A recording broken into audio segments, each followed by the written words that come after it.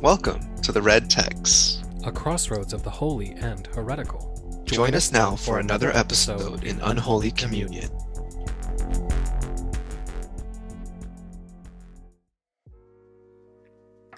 Hello, and welcome back to another episode of the Red Text Podcast. I'm your co-host, Ryan, aka the Mestizo Mystic on Instagram, or just at Mestizo Mystic on Twitter.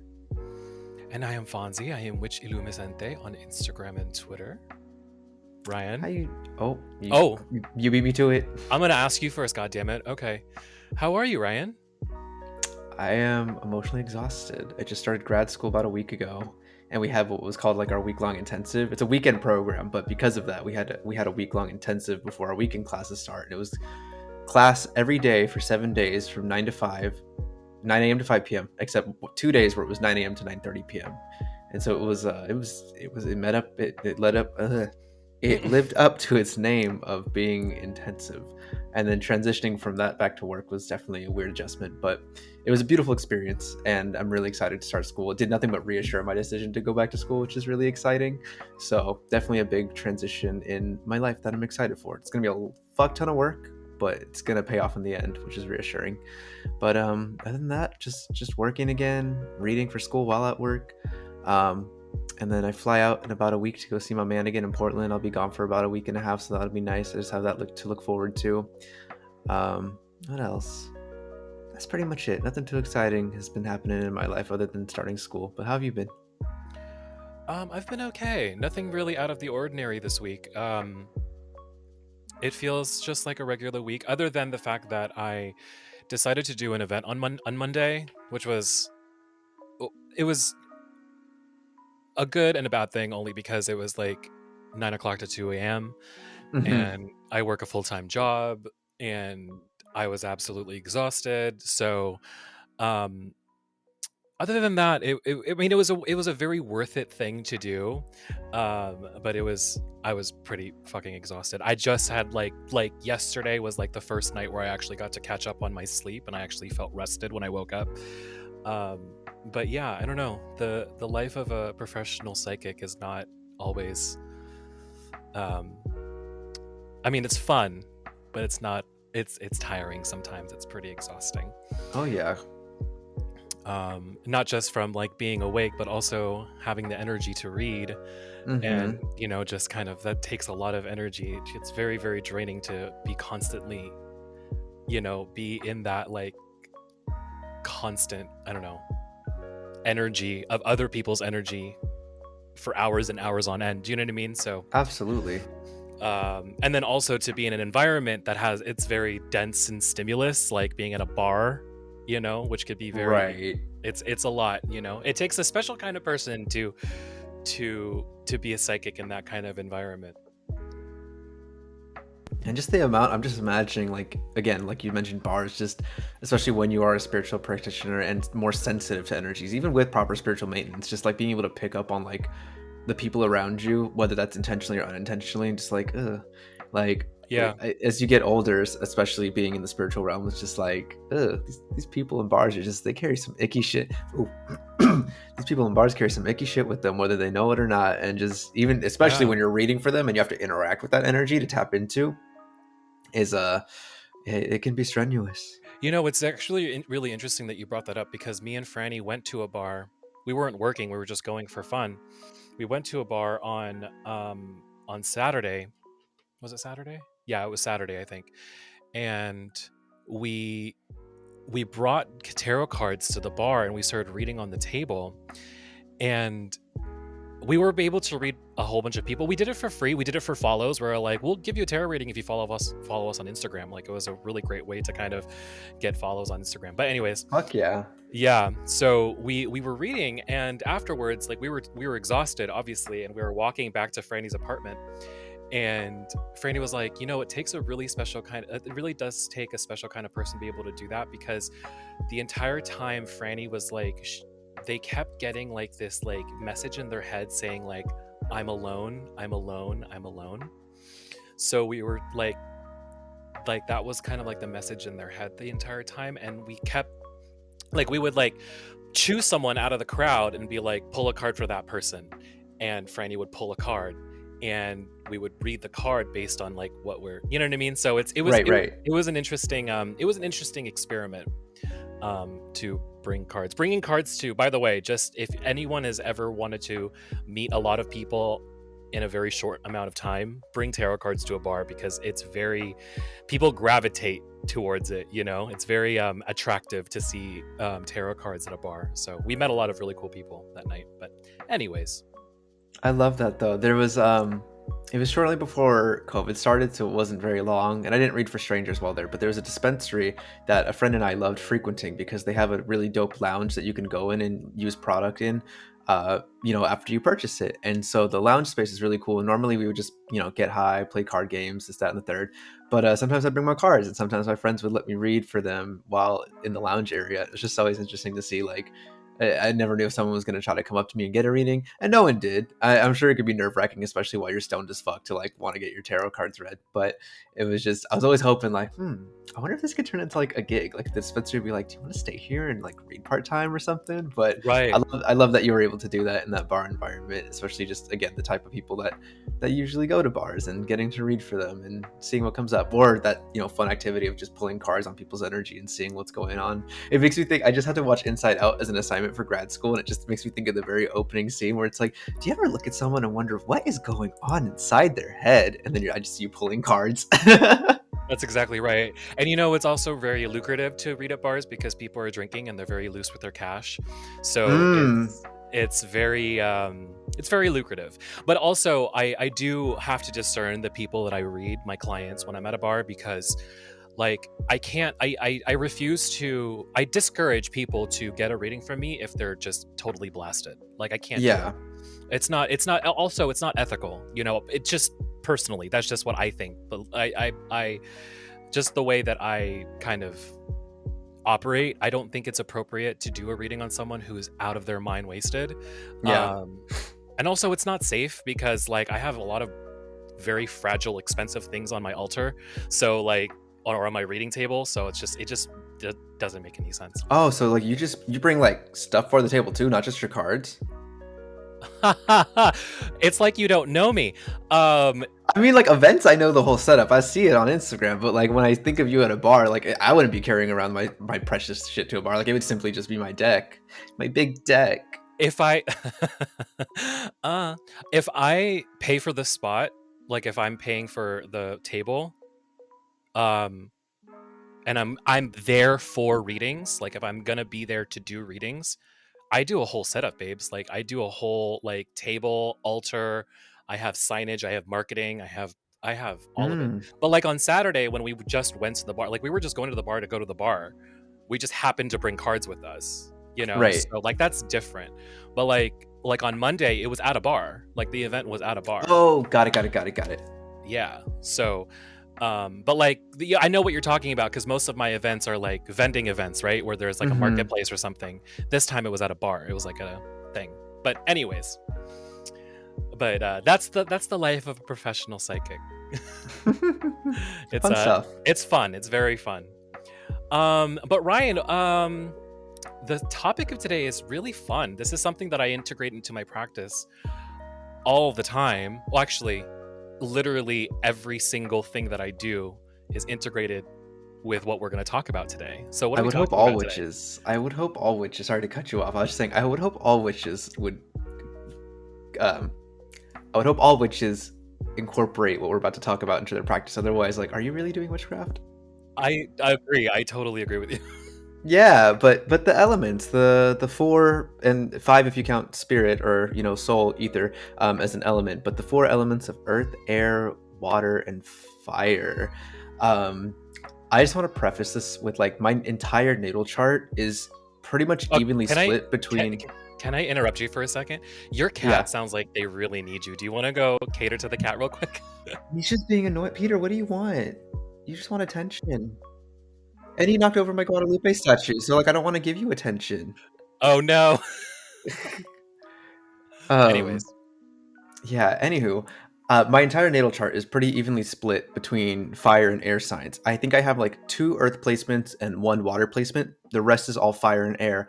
And it reflects in my practice because I love smoke cleansing, and I absolutely love burning incense, and just I'm not a pyromaniac, but I do love setting. Well, I say that, and then I'm like, I love setting shit on fire.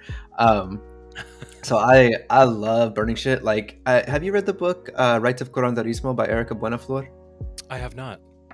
So in the book, she walks you through how to do what's called a white fire limpia, and what it is it's a wonderful way to cleanse a space, but also yourself, but also almost in a sense of cord cutting, because you are. Let me just explain it real quick. So you get a pot, and that pot is solely dedicated to using for limpias, especially white fire limpias, and you get some handfuls of Epsom salt and then some rubbing alcohol, and you soak some of the Epsom salt with some rubbing alcohol, and you have to be careful. You don't want to do like too much, but you want to get it pretty like evenly coated so it burns.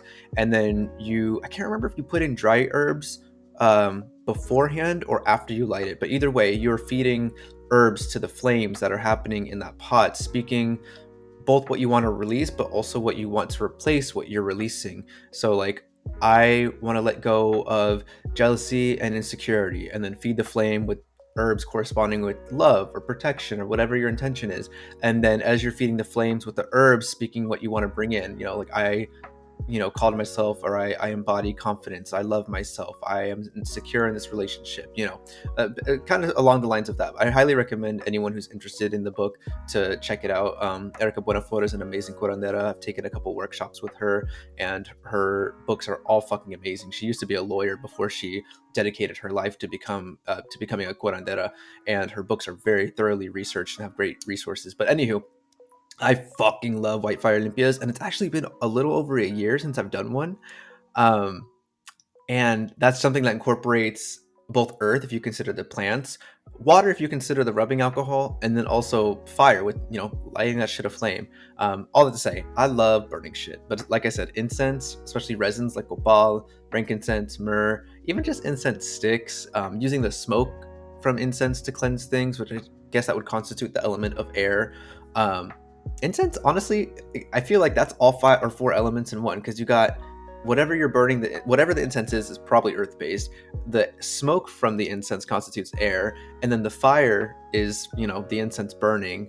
And then what am I forgetting? Water. I guess water is really the only element that's missing from incense. But what do you work with a lot? What are some of your favorite elements when you're doing magic or cleansing or whatever have you? Fire is my absolute favorite. Because it incorporates, it has so many different uses and associations, because fire is extremely destructive, but it's also extremely cleansing and purifying. And also, because I work so heavily with candle magic, fire is always incorporated into my spell work. I can't even think of, well, that's not true. I can think of a couple of spells that don't involve well, that's also not true, because like a lot of my preparation involves fire too. So like, I don't know, it's like it's interesting, because fire is so integral in what I do. I can't even think of any instance of when fire wouldn't be involved. She's verse. She's very versed. She's so versed. She is a verse queen. But yeah, I have a very, very deep respect for fire. I spoke about this before on the podcast. I have baking soda and a fire extinguisher very close to me at all times whenever I'm doing spell work. That's so smart. Yeah. I think everyone should have at least baking soda very close to them, just in case, and make sure that your cauldron has a lid just in case. And just to specify, it's baking soda, not baking powder, right? It's baking soda, yeah. Okay. Baking soda to be able to smother the fire, and then kind of you use the lid to like cut off the oxygen, so like snuff it out. You snuff out like if it ever gets wild. But if it ever, like, let's say for example a candle catches on a piece of fabric or whatever, and I've seen these witches on Instagram, like I've seen these witches fucking altars, those are fucking fire hazards, the house down boots. Like y'all need to y'all need to get, if that is really what your workspace looks like, y'all really need to get a fire extinguisher. And then also a tip that I also got from JL and Cross from Invoking Witchcraft was don't keep your fire extinguisher at your altar, because your altar is going to be the thing that's on fire. So keep it away from your altar, because you won't be able to get to your fire extinguisher if your altar is on fire, right? I So never considered that. Wow. yeah. So my fire extinguisher is next to my door, across from my altar, like the furthest corner from my altar. And then I really really love using incense. Is probably my favorite incorporation with air. Mm, My son as is actually an air sign. I'm a Gemini, I'm so so sorry. I know, my condolences, right? Um, but I think that's also the reason why you and I get along so well, is because you're so fiery and I'm so airy and shifty and whatever. But anyways, so incense is something that I incorporate very often. Also, smells are very important to me. So if you Mm, use perfumes, that is considered associated with air, obviously. Um, poppers. it's interesting because I know that was kind of like low-key a joke, but why not?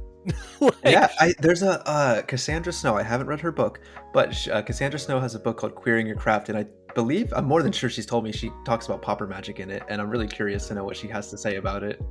I've seen that book. A lot of people have recommended that book, and I've seen that book on Instagram a whole bunch of times, so I want to read it. And it has a very beautiful cover. I love the cover. It's very like minimal, and like the pentagram on the that's the cover of the book, right? There's like a rainbow pentagram on the front. Yes, that's exactly the Yeah, one. yeah. I love it. And it's like black and oh, it's such a beautiful cover. Um, Very. but yeah, so perfumes, I love perfumes, or I love any sort of scented things. Obviously incense smell a certain thing. There's been some conversations about like using like scented candles, because apparently scented candles are toxic because they're made of paraffin, and like the fragrances are also toxic or something like that. I don't exactly know what the science is in regards to that, but I love scented candles. I have one burning right now. Let's leave it at that. I feel like half the people who'd mentioned that, I feel like there's what, maybe one scientific journal article out there that says, oh, paraffin may be toxic, you know? And I can't speak from experience. I haven't looked it up. I think when I did look it up, it's very minimal information out there that actually says how toxic it is. But I think like you would have to be burning an entire room full of paraffin candles for it to really pose a health risk, or to be burning like a paraffin candle every day in a room with closed windows for it to really pose a health hazard. So I think as long as you have good ventilation, or it's just a small candle, or you're just burning them here and there. And again, don't quote me. I don't have scientific research evidence to contribute right now that would back up my opinion. But from what I do remember reading, I feel like that's the case. But also, witchcraft, do what you can with what you have. Not everyone can afford fancy 100% beeswax candles. They're beautiful. I love beeswax candles, but they're like what, 3 times the cost of a regular paraffin candle. Yeah, sometimes even more. So yeah, I use it if you have it. And yeah, you can get really great scented wax and scented candles from like the Dollar Tree. So like incorporating those things into Mm, your craft is very. They have those like wax, those like melting wax things that you put, yeah, yeah. and those are very affordable. They come in like a pack of 4, I think, or 4 or 6 for a Yeah, dollar. I was just gonna say, dollar store has those babies, and those are great alternatives to people who can't burn actual flames in your home. Because Mm-hmm. again, witchcraft is all about doing what you can with what you have, and scent, like you were just saying, Fonzie, is extremely magical. Scent is one of the most potent ways that you can get into a trance state, or to incorporate that into the environment you in, to alter your mind to focus on what you're doing, right? Like if you're doing money magic and you got some of those like cinnamon scented wax melts because you can't Yeah. burn a cinnamon candle, like and that shit like permeates the room. I feel like sometimes wax melts are even more like fragrant than just like a candle. Mm-hmm. Most of the time, yeah. Um, so also, oh girl, let me tell you something. During fall time, I stock up on fall scented candles because one, they're immensely powerful, regardless of whether they actually have actual plant allies in them. The smell just really gets me in a mood. You know what I mean? And also, let me just tell Yes. you something. where I live, we're talking about like literally 100-degree summers. So 100-degree summers is not good for this child of the night, this born and raised goth child. So like during the summer, I'm very not in a great mood because of the heat. So like burning like fall scented or Christmas scented like candles, it just gets me in the mood, and it also puts me in a mood to do magic. Christmas candles. Oh god, they're the best, aren't they? I just wanted to revisit because I'm really curious about what scents you use when you talk about perfumes. And y'all, when I mention perfumes, I'm not talking about putting a couple essential oils in a bottle with a carrier oil. I'm talking about perfumes, fragrance, eau de parfum, or whatever the fuck you pronounce it as, like perfume.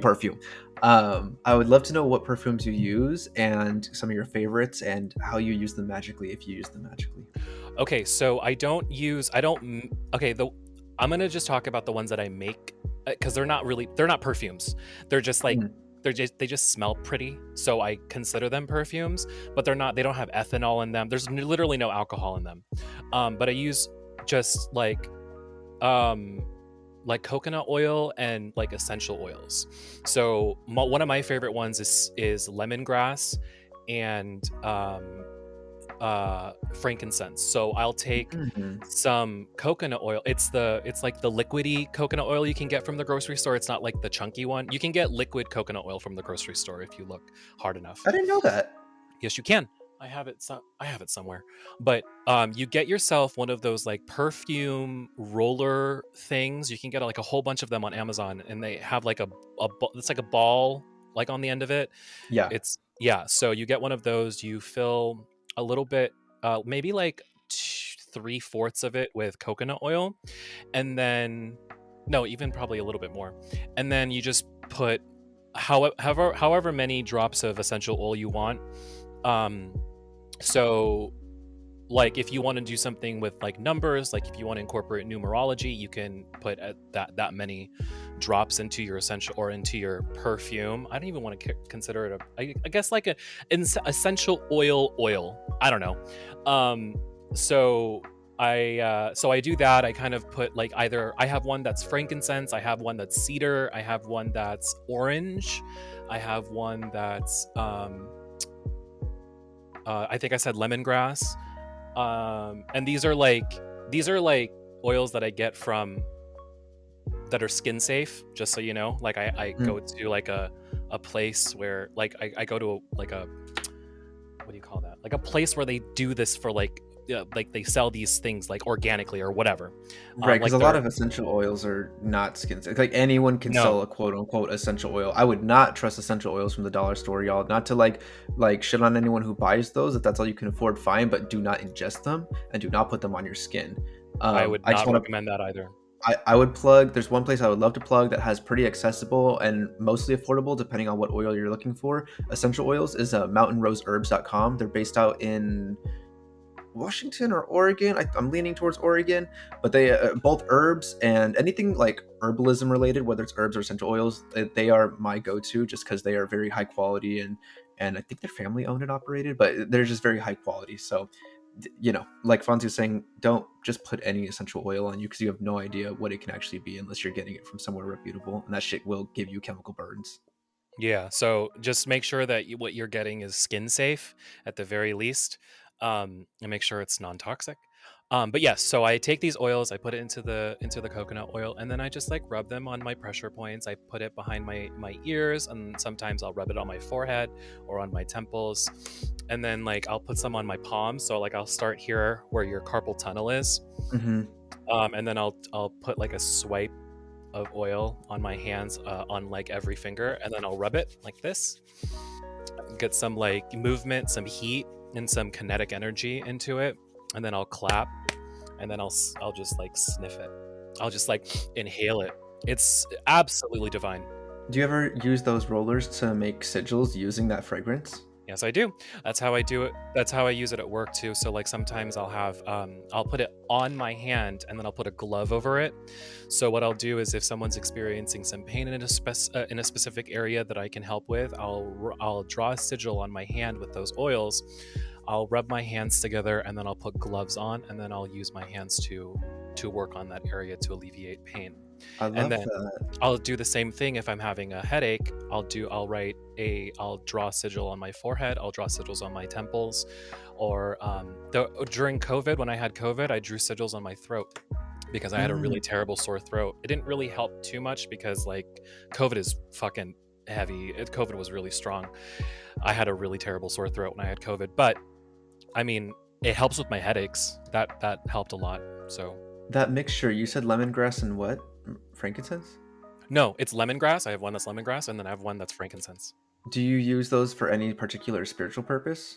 Yeah, I use them to draw on sigils onto pillar candles, like on the bottom of pillar candles. I'll use the roller ball to draw sigils on the bottom of pillar candles, or I can use it on parchment or petition paper.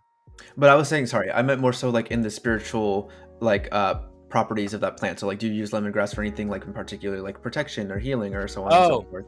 I use lemongrass for so anything that's citrus to me is associated with the sun. So lemongrass, orange. I don't even know if lemongrass is really lemon or citrus, but it smells very citrusy. So does that count? I don't know. But anyways, orange, lemon, limes, all of the citrus. It reminds me of summer. So I always associate that with the sun. So with the sun, I associate with a lot of uh, renewal spells. I'll use orange, lemongrass, citrusy scents, things like that. Um, I will use lemongrass to bring energy, or like to it's kind of like a spiritual cup of coffee or something. Mm. Um, it kind of helps me alleviate lethargy or fatigue. So and it has a really beautiful smell. It really does bring a sense of like, it's very revitalizing. It's very refreshing to smell it. So it kind of Hell yeah. lifts me up a little bit. And then frankincense is obviously very cleansing. It's also Yeah. a very holy resin, or a very holy thing, right? It's made from a tree.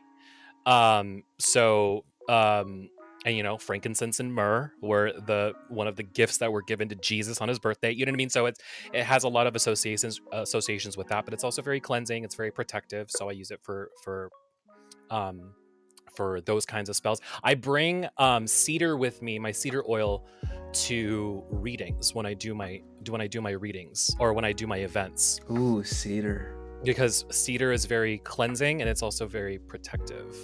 I don't know why, like mentioning cedar made me like, I don't know if it actually historically has this use, but like the word ancestors popped into my head. Maybe I'm confusing with elder, but I feel like just cedar just having like it just being really firm and like very I don't know, I just get very ancestral energy from it.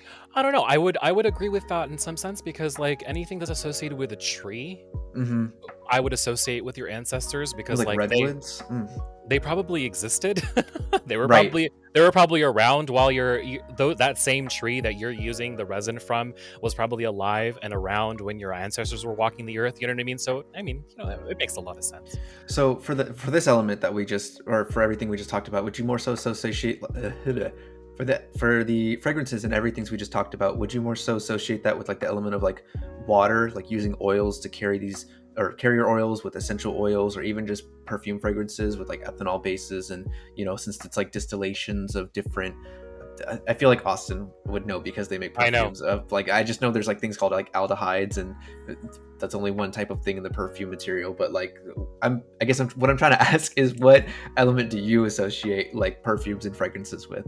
I would associate it 100% with air. Like that would, even though like I'm kind of using like the oil as like a vessel, and like you would use like alcohol as the vessel to like bring forth the fragrance.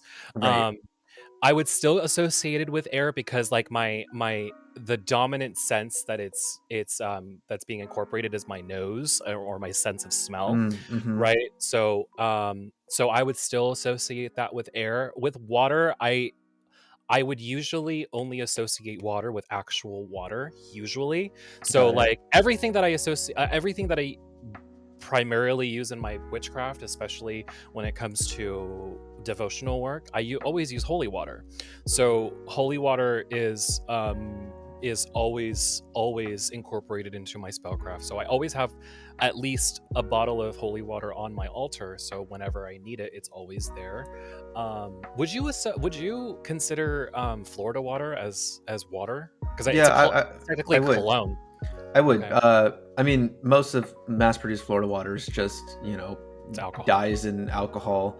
Um, but at the same time, it has that egregoric factor behind it. But yeah, any spiritual water, spiritual colognes for me I would associate with water. I feel like in this case, I mean, if you're UPG specifically, you feel as though just the fragrances are air, like that's totally valid. I also want to emphasize the importance of UPG. Like for instance, certain spiritual and occult traditions will associate each direction with a certain element. But the more you look throughout different traditions, the more you're going to find that not all the time do they assign the same element to the same direction. So I like that you're bringing up that you associate, citruses with the sun, even if that may not be the particular, like, quote unquote historical property of it. Like that's the relationship Hmm. you have with it. And that just goes to show when you evolve in your craft, you're not sticking to the book when it comes to what someone says. Lemons are associated with the sun, and someone else might say, well, in my practice I get very lunar energy from it. But again, that even goes into more nuance of developing a relationship with the plant first, and not just saying like, I picked this lemon, I'm going to use it for the moon stuff, without actually like getting to know it and seeing how it works with you. Hmm. But yeah, to answer your question, spiritual colognes, spiritual waters, to me those are still waters, or the element of water to me. But I think like with the example of burning incense, like it can be twofold, triplefold, fourfold, depending on what you're doing, right? Like you could consider those oil bases as the element of water that's helping carry those fragrances, which then turn into air. Yeah. You can incorporate numerous things into one. Like we were talking about candles in our novena episode, and we were talking about how like a novena candle incorporates a whole bunch of elements in one. You've got the wax, which you could consider as earth. You can consider the melted wax considered water, and you also have the flame, which is fire, and you also have the wick. Which is probably made of some sort of fiber, which is also earth. So I would even say wax would be water, and then wick would be earth, and then Mm, you know what I mean. So you yeah. you you can associate it any way that your little heart desires. And there's no one here to tell you what you're doing is wrong. Just as long as you're doing the magic, I really couldn't care less.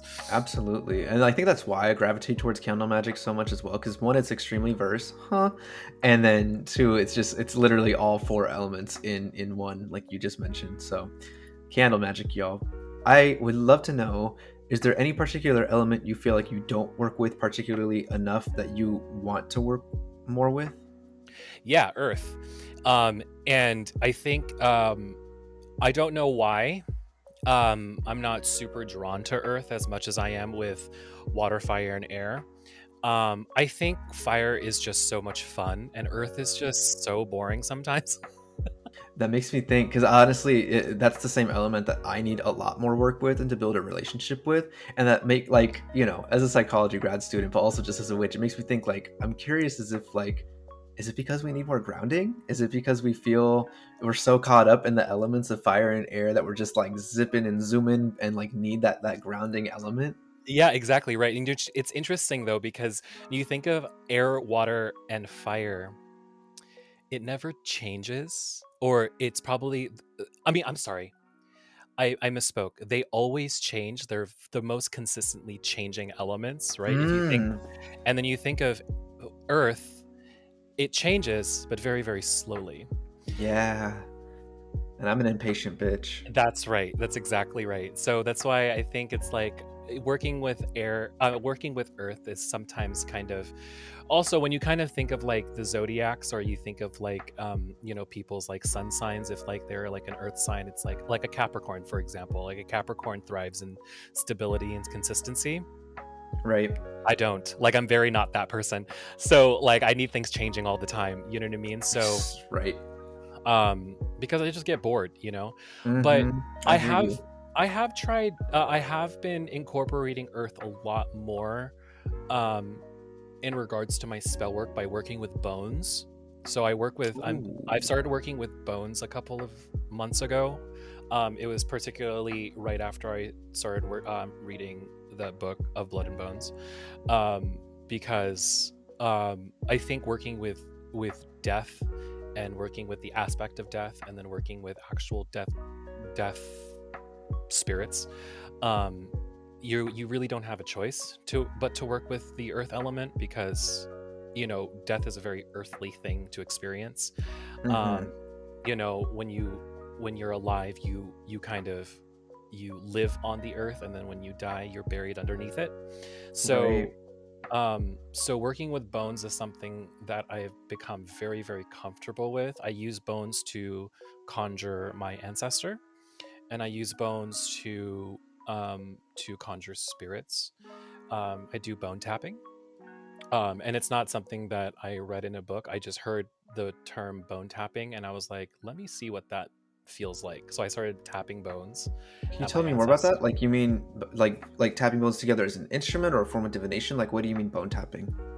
So at my ancestral altar, I have a pair of bones that I got from that was ethically sourced. I don't remember what animal it was from. The person who sold it to me told me what they were, and I forgot. It's from some sort of like uh, it might have been from like some sort of like coyote or some sort of dog, um, some sort of wild thing that they found out in the wilderness, and they harvested it. But anyways, so I got these ethically sourced bones. And what I do with them is, I forgot who is the one. I think they're called the Bone Witch on Instagram. Um, Said that they use bones to they tap bones. So it's like, I wish I could just grab them, but it's like, okay, so my water bottle is one bone, and this is another bone. This is my makeup case. So you tap 1, 2, 3, and then I say a prayer, and that's how I Hmm. conjure my ancestor. It's very easy, and it has a very, very eerie sound when you tap bones together. It has like a hollow. I don't even know what it sounds like. It doesn't really sound like anything I could really think of, but it sounds like I don't know. It just sounds like you're tapping two bones together. That's really Hmm. it. That makes me want to say I just made chicken adobo the other night, and that makes me want to like say, because I forget that's what I was supposed to bring to work today for my lunch, and I was in such a rush that I left my container of food on the kitchen counter. And if I leave meat out, especially something like chicken, out longer than 3 hours, like I end up just having to toss it out to avoid food poisoning. um and since I work 8.5 hour shifts, 9 hour shifts, like I'm not going to try to eat that when I come home. So I was like, I hate wasting food. And Save it's the two, bones. yeah, it's two drumsticks. I'm like, ooh, that would be great to like just scrape the chicken off, boil them, maybe bleach them if that's necessary, and then put them on my ancestor altar and try something out like that. Am I gonna do that? We'll see. But It's nothing that like I want to dive more into like using bones, and especially with ancestral work. But I started tapping bones, and it's a very interesting way to conjure my ancestor. I Uh, love that. Yeah. So, and then I've found bones before on the beach when I go foraging on the beach, which I love to do. So like on the beach, I forage for a lot of things like shells, and sometimes I'll find bones of birds. Sometimes I'll find bones of fish. Sometimes I'll actually grind those bones and use it as a powder. Um, I used a bone powder once in a spell in a in a hex. Mm. You know which hex this was. It was for a particular person Yeah, that, yeah, yeah. yeah. So I used a grinded or ground up bone for that spell I love to that. incorporate earth and death at the same Was time. it easy to grind the bone? Like, did you use a mortar and pestle, grind like a Hmm. processing machine? Like, It what was did? it was a very, very dry bone. Like this bone was on the beach for a long time. It was under the sand. Oh, But okay. so it was very, very dry. So So it was like brittle. yeah, it was very brittle. And I charred the outside of it, so it dried it up a little bit more. So I just put it in a mortar and pestle, and it did actually. I don't know if it was a molcajete. No, it was a mortar and pestle. I probably should have used a molcajete. It would have worked better. It would have worked Mm. faster. Yeah, But yeah, you can use a coffee grinder for that. That would have been perfect for that.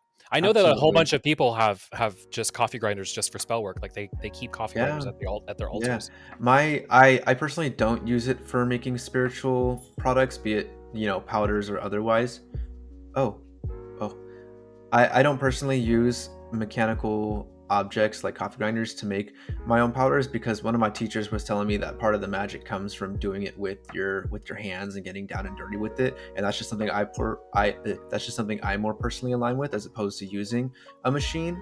Especially because, like, even when you're making spiritual products, if you're doing it like en masse and like making it, or I'm sorry, when you're making spiritual products in bulk, I should say, not en masse, and you're using machines, I just feel like part of that, like, sure, machines can technically have like their own spiritual essence and spirit to them, but like for me, like using a mortar and pestle or breaking shit and like touching it with my hands, like it adds a little more like je ne sais quoi to the magic of what you're doing. And that's, no shade to people who use things like coffee grinders to make powders or whatever. That's your prerogative and it works for you, keep on trucking on. But I personally like the belief of getting, really in it, like when you're making a baño and like you're massaging the water, the herbs in the water, and like not just doing that to get their essences out of them, both spiritual and oil material, but also just to feel it, to bond with it, to really work your own magic through your hands into it.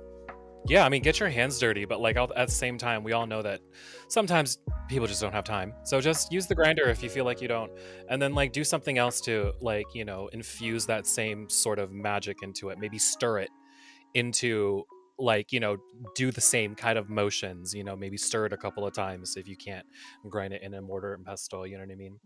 Absolutely. But yeah, get your hands dirty as much as you possibly can for fuck's sake. Especially if like you're working with the land, like go work with the land, literally go get your hands dirty. Yeah.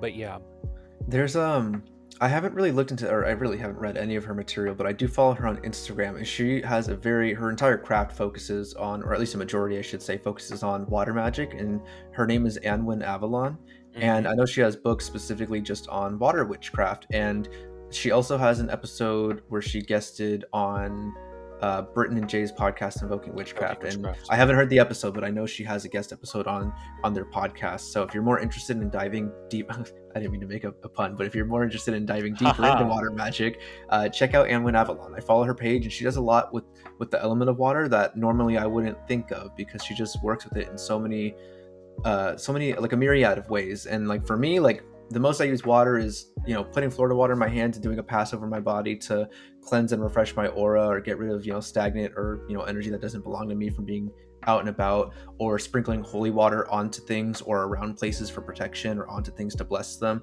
So that's the only really way that I personally work with water very intimately. I don't make baños too often. You could consider tea water magic as well, again, like stirring your tea in a certain direction to take away or to bring in something, or while using the element of the element of earth with the herbs that you're incorporating into that tea. So working both with the spiritual earth properties of the plants with the element of water.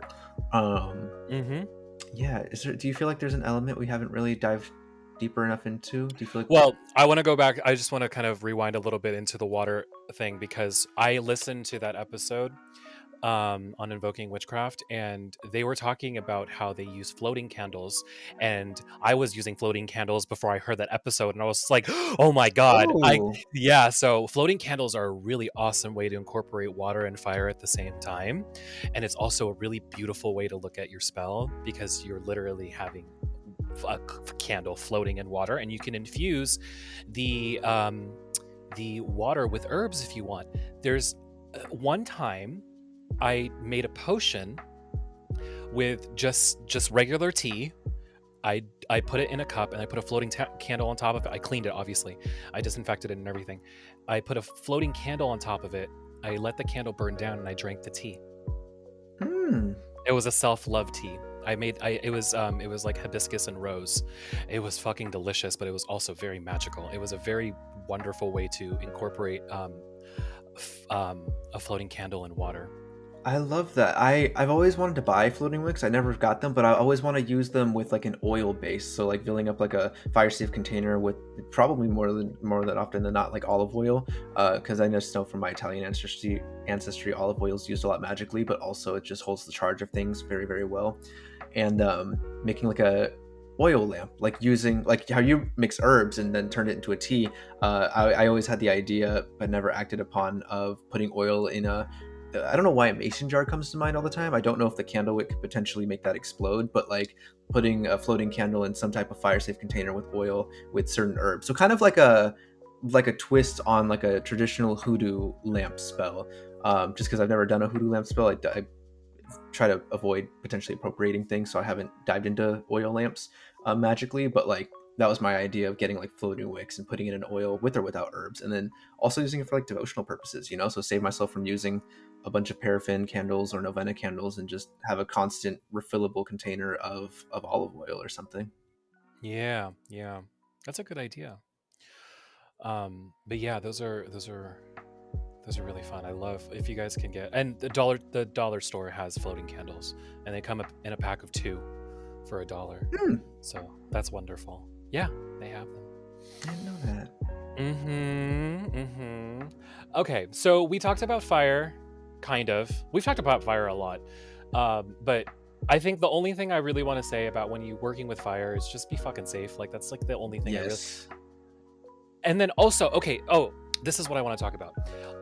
I want everyone to understand that these elements exist, and it exists around us all the time, and we take it for granted immensely.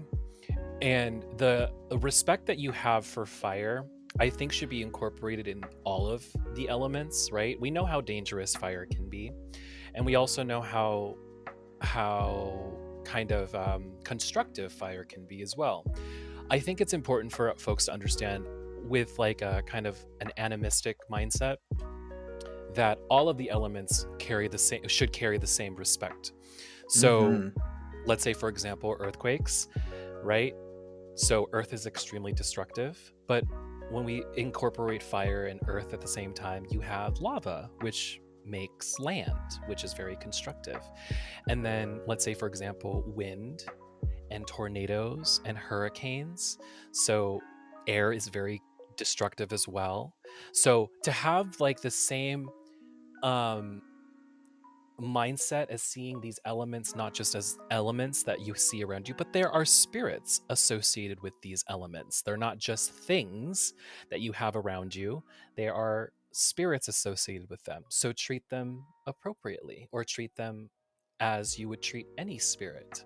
Like, just because these spirits don't have faces doesn't mean that they don't deserve your respect, right? Absolutely. So yeah. Just wanted to throw that out there. If you do want to work more with building a relationship with Earth, how do you see yourself doing that?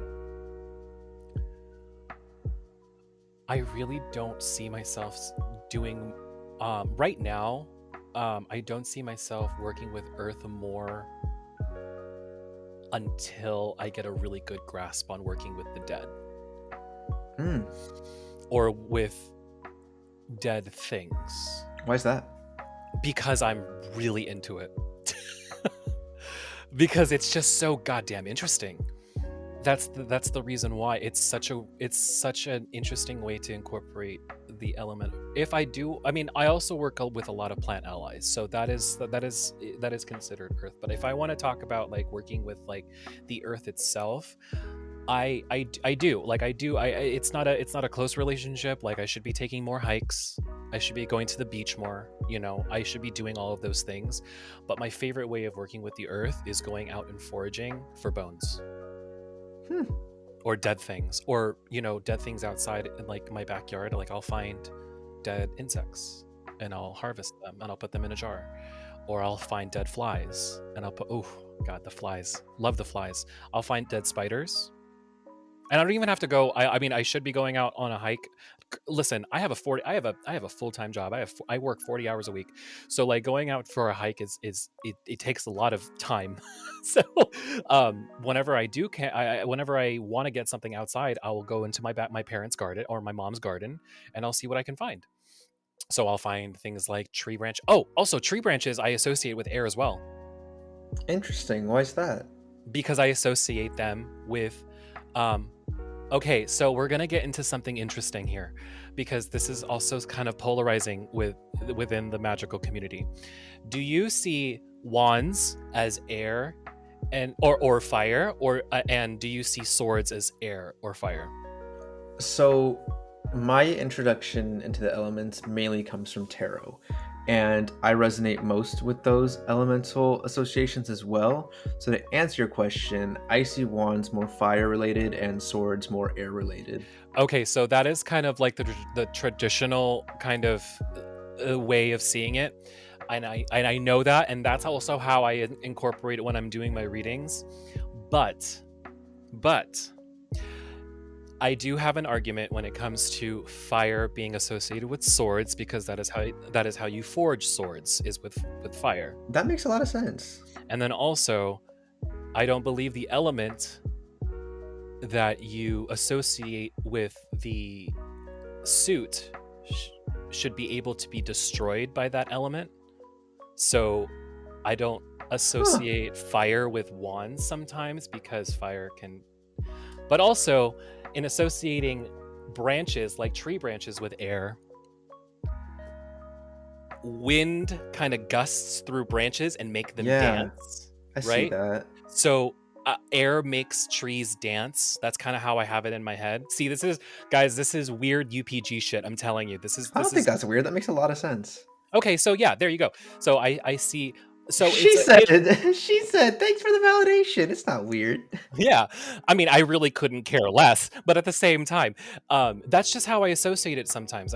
It depends on how I feel about it, because it also depends on the card. You know, sometimes there's a very fiery wand card and there's a very fiery sword card. You know what I mean? So it really depends. But yeah, sometimes I associate tree branches with air, and sometimes I associate wands with air, and sometimes I associate it with fire. It changes all the fucking time. Yeah, absolutely. You know what I mean? So, Yeah. anyways. If I work okay, more I with wanted to. Earth. Oh, just kidding. No, go ahead. If you work more with Earth, go ahead. I've I forgot buried to stuff ask you here that and question. there. No, you're fine. I don't bury stuff that often. I think I've only buried something like less than even a handful of times. I'm trying to even think what I have buried. Or maybe am I making that up? Anyways, I would like to work more with Earth, because like you said, I feel like it's very, very powerful. It may be slow moving, but it's more gradual, but also like powerful in that gradual process, if that makes sense. So like rather than like air or fire being just kind of like quick results and fast results, and you know, just more easily accessible in terms of like I want something and I want it now.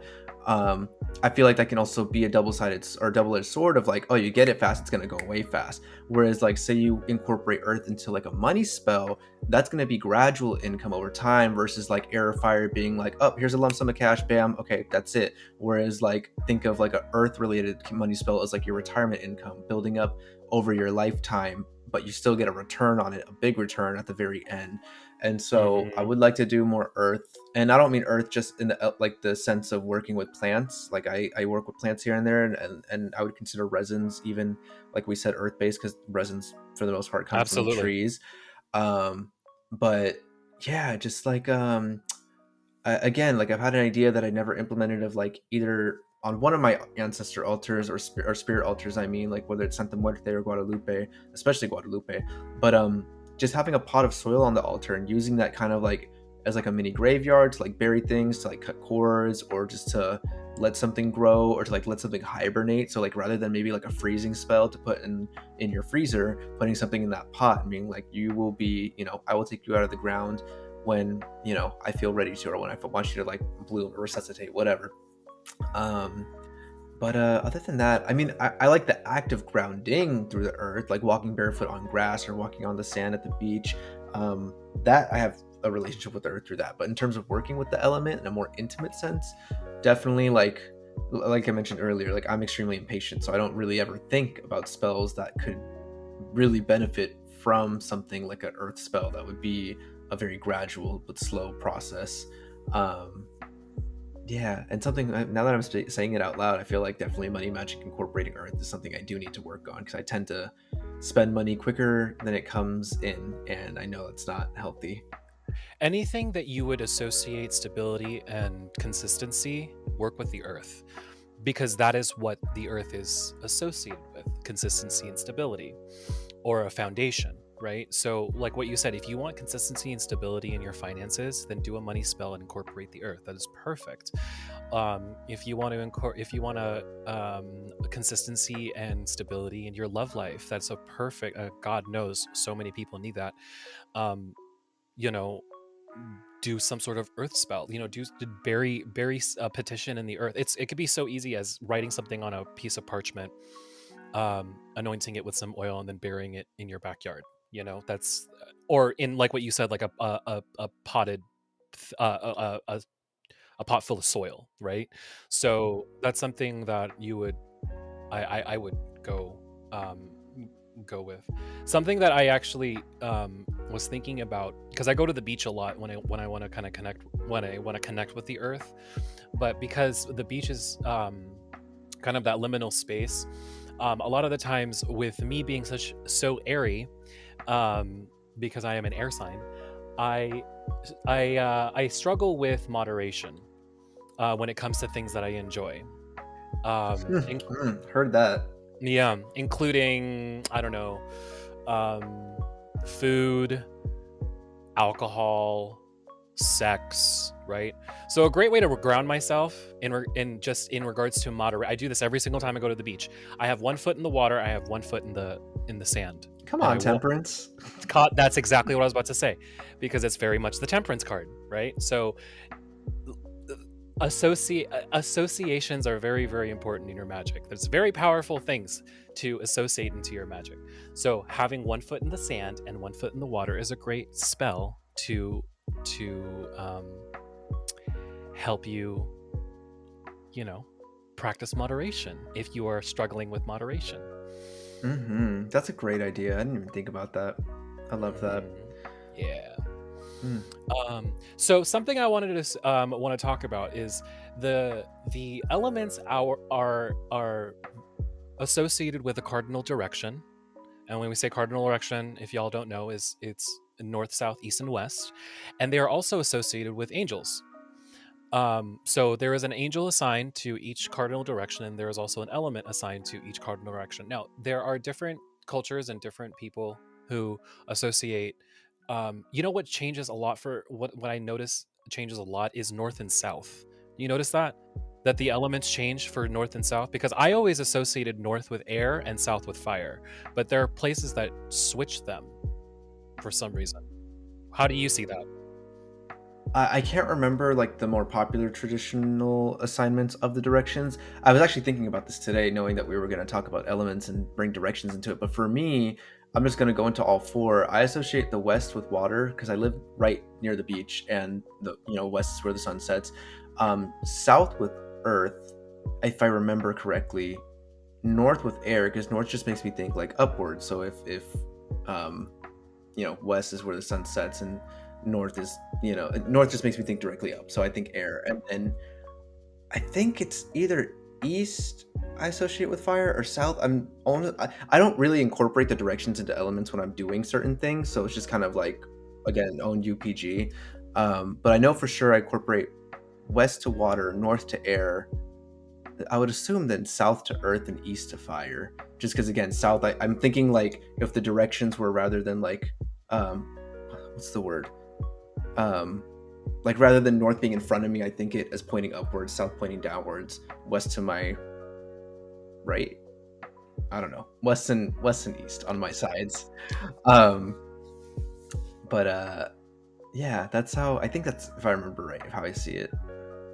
That's okay. I think it changes all the time, and I think different people believe different things. But I always associated south with fire. That's always just been in my head, because Michael is associated with south. So I always saw that south was always fire. Uriel was always associated with north, so I think of air, and then east was always east was Raphael? air. Gabriel? Oh, no, So east Raphael. was air, and then no, I'm sorry, east was earth, and then west was Gabriel. So that was, I think Gabriel was water, right? Yeah, because Raphael's air. Because Gabriel's the water bearer, right? Yeah. So west was water, east was earth, south was fire, and north was air. So that's how I associated because of the angel associations.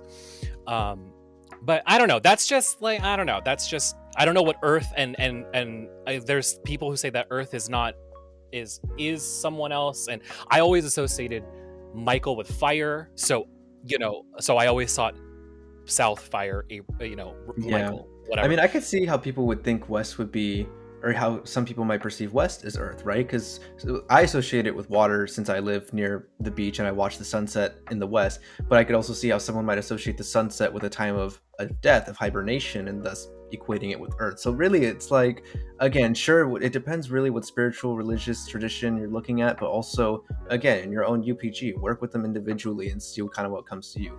Like I said, I don't particularly, other than Santa Muerte, like I always try to make sure I can face her altar, or the back of her altar is facing west, because I associate west and sunsets with death and hibernation, and Santa Muerte being death.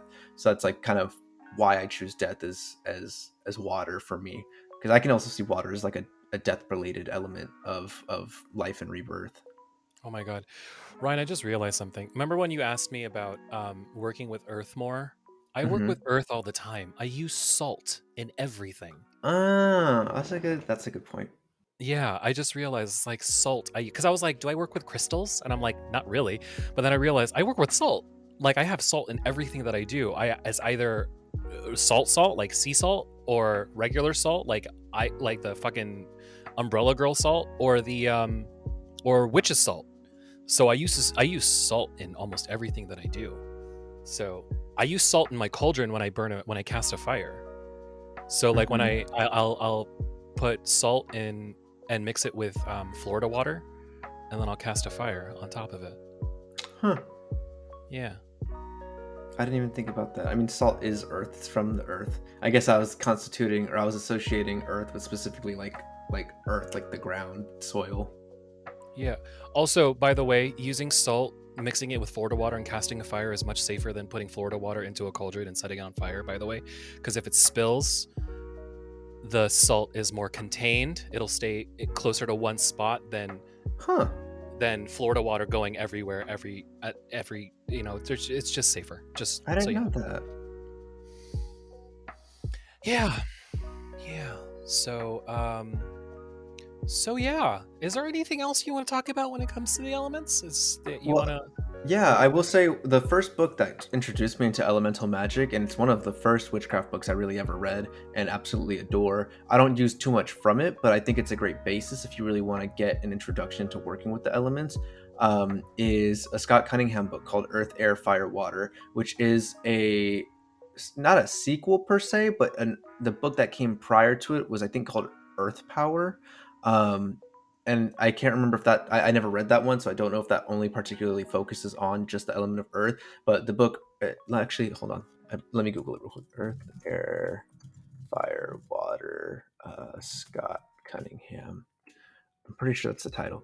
Yeah. Earth, air, fire, and water: more techniques of natural magic. It was a follow-up book to his other book.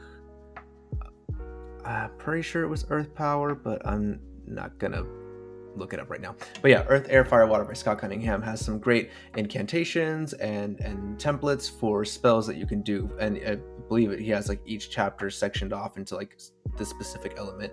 So that's great. There's so many more resources, and my mind is just completely clouded with brain fog right now. That's the only one I can think of.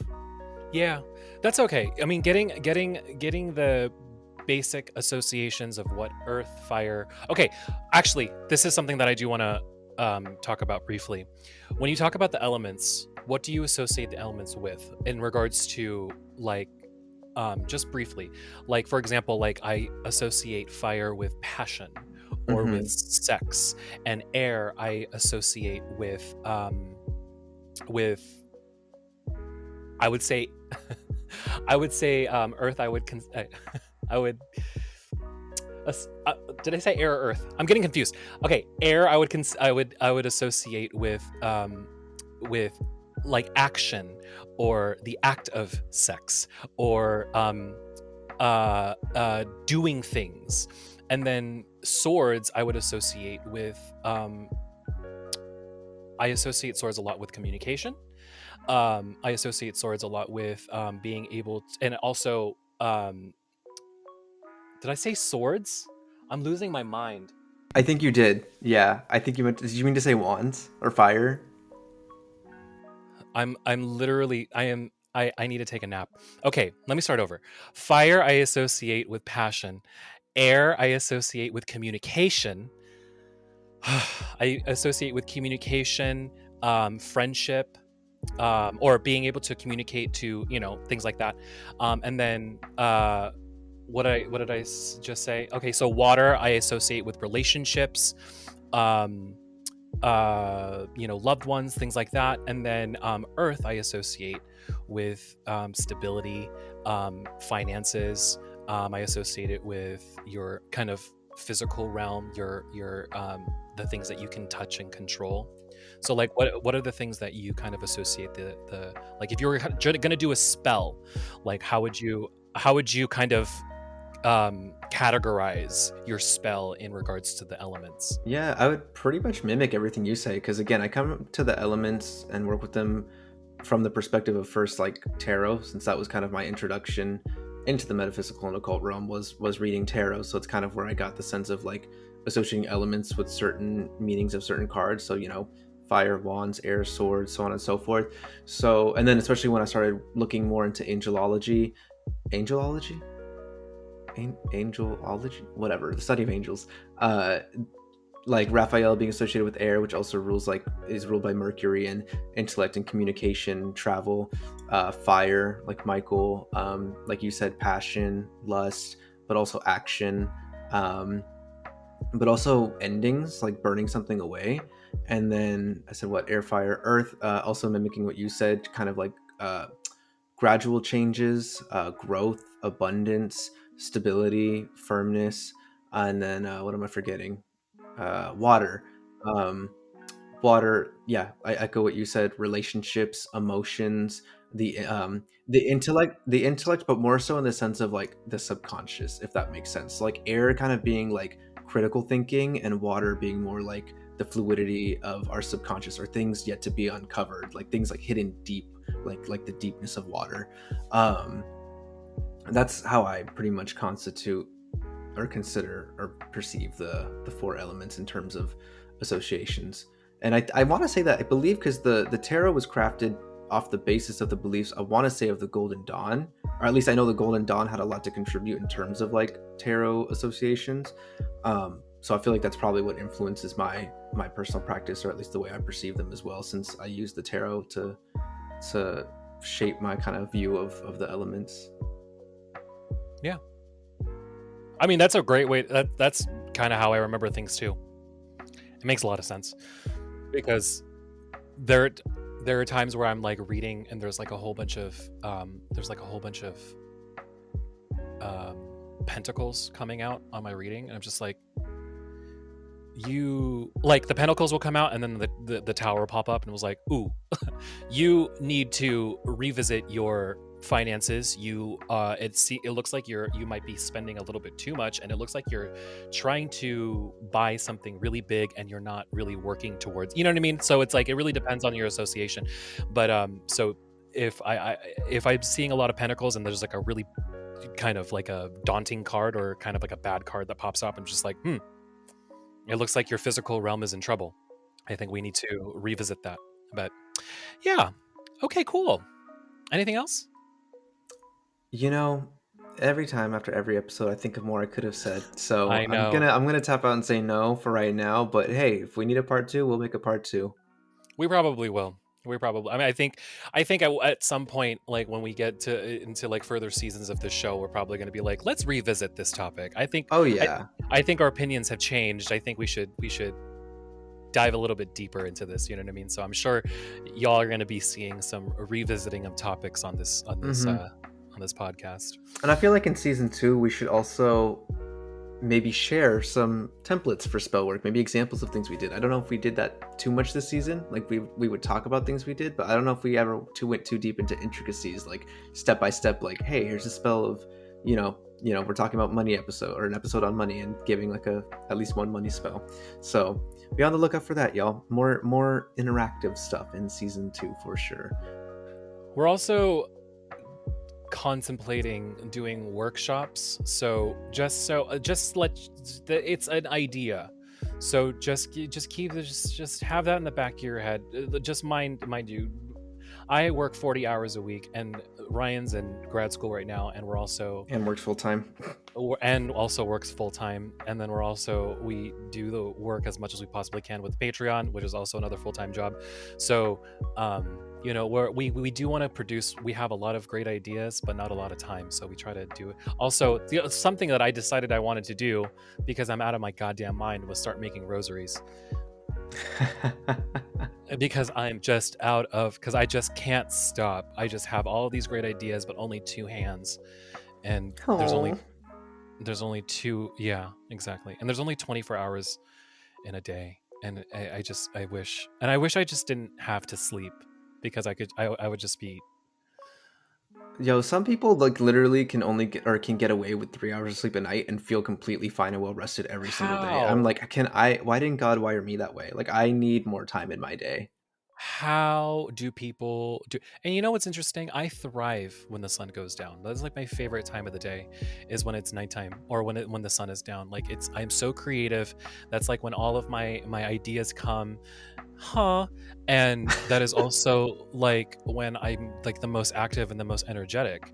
But like during the day, I was just like, I just want to sleep. I want to sleep. I wish I could just sleep all night, and sleep all day, and just be creative and crafting and doing things at night. I wish that was. But When you said that, the song from Rocky Horror came to mind, where there's like, creature of the night, creature of the night. First of all, let's just talk about Rocky Horror is one of my favorite movies of all time. And now that we're going into spooky season, I cannot wait I watch Rocky Horror every once in a while, like year round, but Halloween is when I watch Rocky Horror. On the day, I always watch Rocky Horror on Halloween. And I tried to make oh, I'm sorry, go ahead, finish. I didn't know you weren't done. No, that's okay. Rocky Horror is literally one of the like defining things that I just center my entire life with. Like, I love Rocky Horror so much. I love Tim Curry. He's like one of my favorite creatures in the entire world, and it's really, really sad because he recently, I think it was like 3 years ago or something, he suffered a really massive stroke. So he's very, very handicapped right now, or he's handicapped for the rest of his life. He's very, very feeble and fragile right now, and it just breaks my heart. But anyways, that's me. That's enough of me gushing about Rocky Horror. Rocky Horror is like one of the most culturally, I don't know, queer things about our culture. Like, I love Rocky Horror.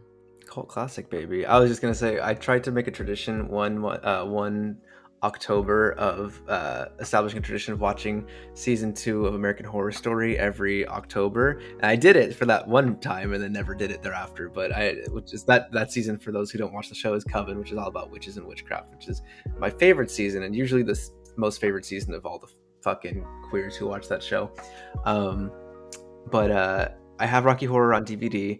And have you ever gone to like a showing at a theater where like they play the movie, and like also like, I was just about to ask you that question. Have you?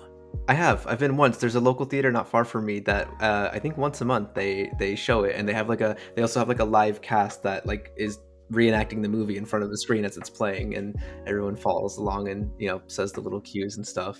Yes, it's very interactive. Yes, I've been to a whole bunch of them. They're my favorite things in the entire world. Like, the really, really good ones, it's supposed to be a midnight screening. It's supposed to start at midnight, and you're supposed to get dressed up, because if not, they give you shit for not getting dressed up. And every show they bring people up who have never been to the show before. Virgins. They call them virgins, and they bring them up and they write virgin on your forehead with a lipstick. And then usually sometimes they give you rice so that you can throw it during the wedding scene, and they give you toilet paper so you can throw it. and you're supposed to be like interacting during the show, like you're supposed to be loud and obnoxious. Like whenever they say Brad's name, you're supposed to call him Asshole. asshole, and then with Janet you're supposed to call her a slut whenever they say Janet's full name. It's like a whole thing. And then during time warp you're supposed to get up and dance the time warp. Like it's such an experience. If you are a queer and you've never experienced Rocky Horror live before, you need to. And no, I'm not talking about like a tour group, like a high budget, like off Broadway production. I'm talking about like going to like a dive theater where everyone is like ratchet and fucked and wretched, and like the makeup is running, like, and like the floors are sticky. Like those are the theaters to go to. Like those are the best. I know the cast that when they do the live showings here, they're called the Body Cast. Like body is like BAWDY. I love that. It's like a do you consider that it's technically a double entendre, right? Because it's sexual. And anyways, yeah, I love that. I love Rocky Horror, y'all. I fawn over Rocky Horror all the time. It's like my favorite, one of my favorite things ever. It's so cool. Oh, also, y'all, just to do a shameless plug, by the time this episode releases, actually in a matter of few days from the day of recording, which is today is August 17th, the Witch of Wanderlust, aka Olivia, interviewed me on her channel, and the episode actually goes live in 2 days. So by the time this episode comes out, it'll already be up on her channel. And I talk a lot about folk Catholicism and my personal practice in gnosis, and what my practice looks like. And so definitely just a shameless plug, go check it out. It was a great interview, lots of great information, and Olivia is such a wonderful person. So oh my gosh, I cannot wait to fucking hear that or watch it. It's gonna be so. And then also Francisco, Wicked Witch of LA, was also interviewed by Olivia, and that was a wonderful interview. So good. I never get tired of hearing them share their stories of and with Santa Muerte, especially just there's just yes, go watch that episode too. It's so good. It's so funny too, because you were saying like I never get tired of hearing them tell stories, and I thought you were gonna stop there, and I was just like, I definitely am. So, because a lot of them are just like, actually that's not true. I never get tired of hearing Franny talk about their Lady of the Night stories. She's a slut. Anyways, so y'all go. Well, first of all, go watch Olivia's channel, just because they are an incredible artist when it comes to filmmaking. Their videos are movies. I don't know how are their pronouns she, her? I'm pretty sure she uses she, her pronouns, if I remember correctly. The videos that she makes are just so cinematically beautiful. I love the videos, the content that she creates. Anyways, and enough fawning over Olivia. We love Olivia. Anyways, with that said, my name is Fonzie. I am Witch Illumiscente on Instagram and Twitter. And my name is Ryan, aka the Mestizo Mystic on Instagram, or just at Mestizo Mystic on Twitter. And we will see you guys on our next Unholy Communion.